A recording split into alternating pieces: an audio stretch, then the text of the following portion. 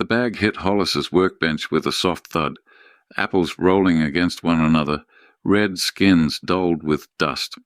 The woman looked embarrassed before she even opened it. Nearly a third had the same tiny dark hole tucked near the stem. She said she had watched that tree all season. No beetles, no worms, nothing crawling. Then Hollis found the other thing, a palm-sized sunken patch on a lower limb, bark dark and tight at the edges. Both problems had been visible, just not obvious.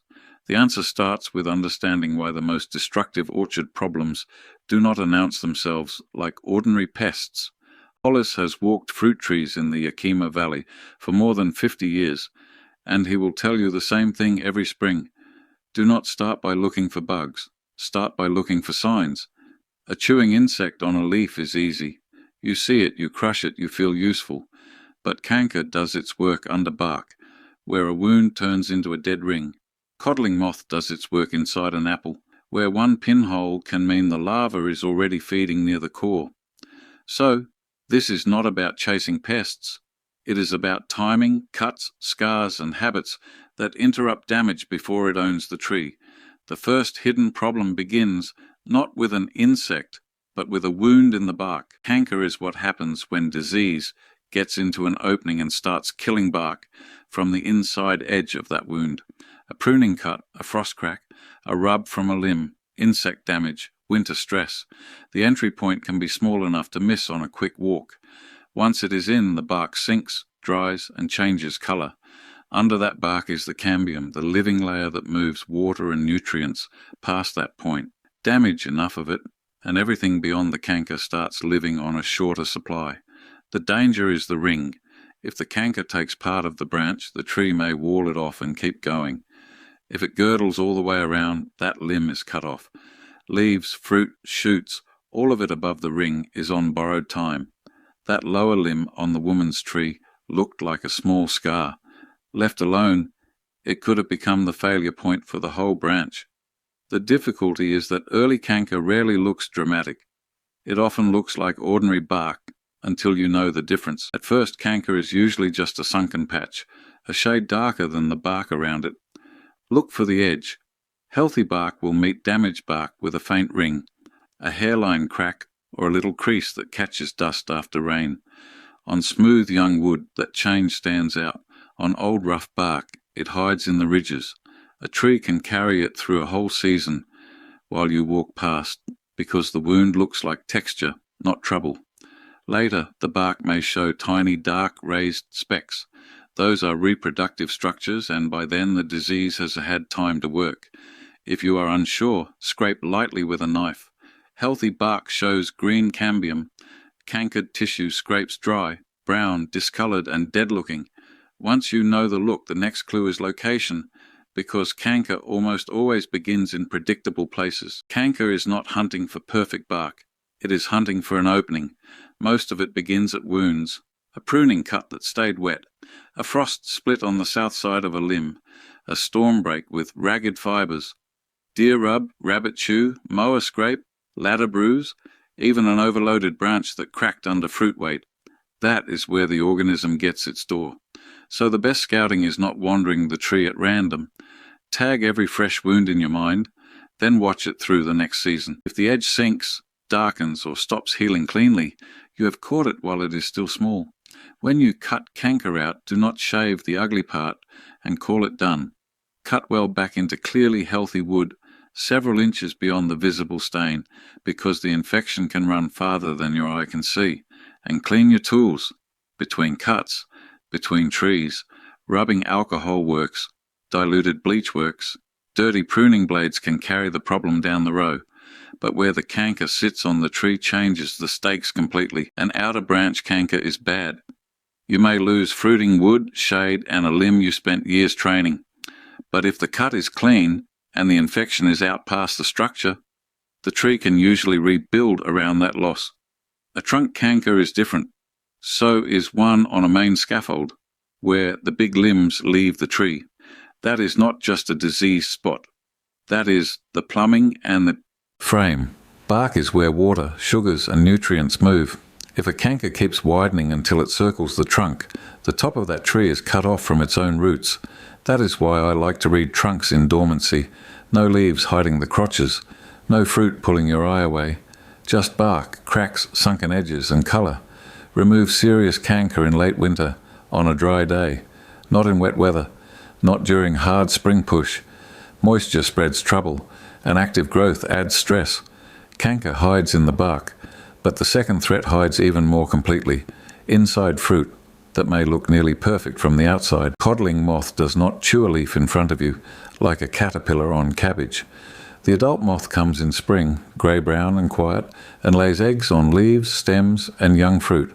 When those eggs hatch, the larva may be inside the apple within a day or two. That is the trick. You're not looking for a worm crawling around. You are looking for a pinhole. Sometimes there is a little reddish-brown frass pushed out, like wet sawdust. That is the larva's doorway. Once inside, it feeds toward the core. The outside can still look fair enough to pick. Then you cut the apple open and find the tunnel, the brown rot, the chewed seeds. Near harvest, you may see a larger exit hole where the larva left to pupate, and it is not just one spring problem. Most places get 2 waves, some get 3. If you stop watching after the first hatch, the summer brood takes the crop while you are looking somewhere else. Because the larvae disappear into the fruit so quickly, the best control begins before the hole ever appears. A pheromone trap is not there to clean up the orchard. It will not catch enough moths for that. Its job is better. It tells you when the moths are moving. Inside is a little lure that smells like a female codling moth. The males follow that scent and get stuck on the sticky card. That gives you a local count from your own trees, not a guess from a calendar. If one trap catches 1 or 2 moths in a week, pressure is low for the moment. If it jumps past 5 to 10 in that same week, pay attention. That rise usually means mating is active, and the next hatch of larvae is not far behind. The trap costs about $15 to $25, lasts 1 season, and takes under a minute to check once a week. Simple, cheap, timed. Monitoring tells you when the moths are active, but one free habit can reduce how many survive to return next year. That free habit is not autumn cleanup. It is bending down in June, July, and August, when the wormy apples first start hitting the grass. Codling moth larvae do not need much mercy. A fallen apple left under the tree is shelter, food, and a ride into next season. Some larvae crawl out and hide in loose bark. Some tuck into debris beneath the tree. Some stay with the dropped fruit long enough to finish their work. Then spring comes and the cycle starts again, so pick them up as they fall, not once, all season. Pull them away, seal them, or dispose of them where larvae cannot crawl back to the trunk. Then protect the fruit still hanging. After thinning, slip a paper lunch bag or fine mesh bag over each young apple. Cut the bag if you need to, slide it around the fruit, and staple it loosely near the stem. The point is simple. No landing spot, no egg on the skin. Check bags after wind and rain. Remove them shortly before harvest if you want better colour. Put beside canker, codling moth reveals the larger lesson. These are not one general pest problem, and treating them that way is why people lose fruit. That is the turn in the whole story. Canker and codling moth do not ruin trees because they are magical. They ruin trees because they ask for different kinds of attention, and vague attention misses both. Canker lives in bark, scars, pruning wounds, crotches, and dead edges that do not heal right. You find it in the dormant season with clean cuts, dry weather, and tools that are not carrying trouble from one branch to the next. Codling moth lives on a clock. Trap timing, egg hatch, drop fruit, protected apples. After decades walking rows, Hollis would tell you the answer is not to stare harder at every leaf. It is to learn the few places that matter.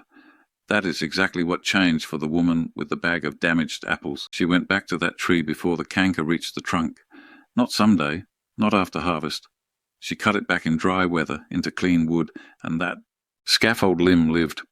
The next spring she hung a pheromone trap before the moth flight built up. By harvest, the bag of ruined apples was not a third of the crop anymore. It was a handful.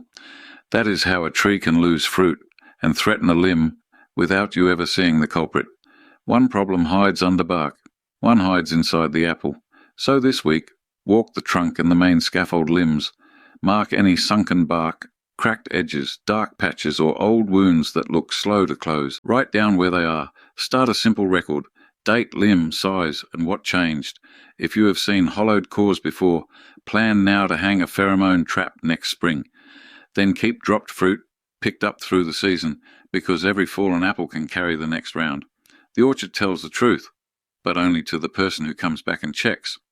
For the complete orchard health guide, use the link with this video, and leave a comment telling me which problem has been worse for you: bark canker, wormy fruit, or damage you still cannot identify.